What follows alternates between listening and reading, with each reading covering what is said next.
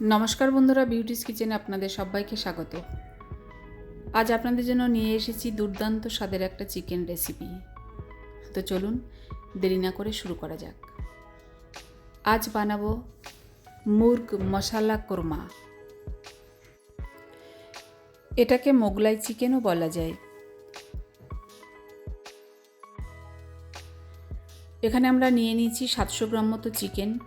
ম্যারিনেটের জন্য দিয়ে দিচ্ছি স্বাদ মতো লবণ, একটু হলুদ আর 1 চামচ মতো আদা রসুন আর সঙ্গে কয়েকটা লাল লঙ্কা পেস্ট দিয়ে এটাকে ভালো মতো মাখিয়ে আমরা আধ ঘন্টার জন্য ম্যারিনেটের জন্য রেখে দেব। এর মধ্যে আমরা 2 চামচ মতো ভিনিগারও অ্যাড করছি।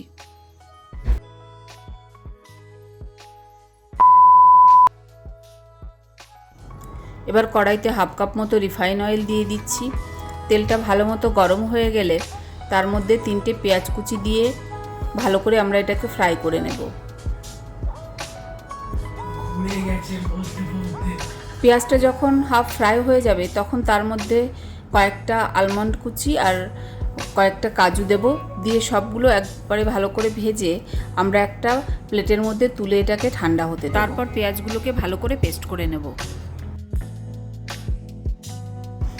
এবার যে তেলটা রয়েছে ওই তেলের মধ্যে আমরা ম্যারিনেট করা চিকেনটাকে একে একে দিয়ে দিচ্ছি, দিয়ে চিকেনটাকে হালকা করে একটু ফ্রাই করে নিচ্ছি।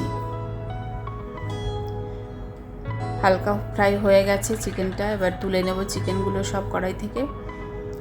তুলে নিয়ে ওই তেলের মধ্যে আমরা ফোড়নের জন্য দিয়ে দিচ্ছি 2টো তেজপাতা, 2-3টে লাল লঙ্কা, একটু দারচিনি, 2-3টে এলাচ, কয়েকটা লবঙ্গ আর 1 চামচ মতো জিরে গুঁড়ো, 1 চামচ ধনে গুঁড়ো আর কয়েকটা কাঁচা লঙ্কা কুচি দিয়ে ফ্রাই করা মাংসগুলো ওই তেলের মধ্যে আমরা দিয়ে একসঙ্গে আরেকটু কষিয়ে নিচ্ছি। এরপর পেঁয়াজ আর কাজুর পেস্টটা এর মধ্যে দিয়ে দিচ্ছি, দিয়ে ভালো করে এটাকে নাড়িয়ে নিচ্ছি। আর এর মধ্যে অ্যাড করছি হাফ চামচ মতো কাশ্মীরি লঙ্কার গুঁড়ো আর হাফ চামচ মতো ঘি দিয়ে সমস্ত মশলাগুলোকে আমরা ভালো করে মাখিয়ে নেব। আর সামান্য একটু জল এর মধ্যে আমরা অ্যাড করব, খুব বেশি জল দেব না, যাতে মাংসগুলো কোনোভাবে একটু ডুবে থাকে, সেরকম একটু জল অ্যাড করে এটাকে আমরা ঢাকা দিয়ে কম হিটে 10 মিনিটের জন্য রান্না করব।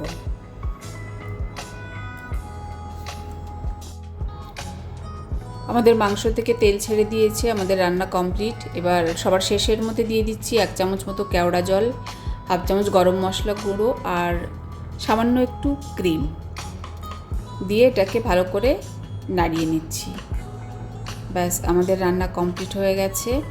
সবার শেষে দিয়ে দিচ্ছি একটু ধনেপাতা কুচি ছড়িয়ে দিচ্ছি। তো বন্ধুরা, রেসিপিটা অবশ্যই একদিন বাড়িতে ট্রাই করে দেখবেন এবং কেমন হয়েছে আমাকে অবশ্যই কমেন্টস করে জানাবেন। ভালো হলে অবশ্যই একটা লাইক করবেন এবং চ্যানেলটাকে সাবস্ক্রাইব করবেন।